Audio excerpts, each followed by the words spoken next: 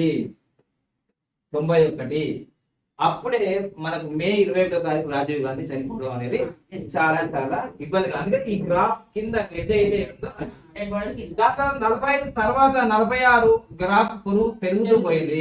ఆ గ్రాఫ్ 49 సంవత్సరాలు ఇది. అంటే చూడండి, రాజీవ్ గాంధీ గారు మరణించిన తర్వాత 91 లో మరణించిన తర్వాత 95 లో ఆమెకు టర్నింగ్ పాయింట్ వచ్చింది. అంటే 4 సంవత్సరాల తర్వాత 91 అంటే 95 4 ఇయర్స్ కదా.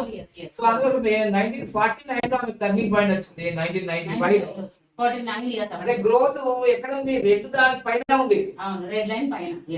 ఇక 4వ టర్నింగ్ పాయింట్, ఇది 3 అయిపోయింది. 4వ turning point, biggest turning point 50వ సంవత్సరము. అంటే గ్రాఫ్ ఎక్కడ 6 దాకా వచ్చింది. ఆమెకు మూడు కింద ఏదున్నా ఆమె జీవితంలో ఫలితాలను ఇవ్వదు.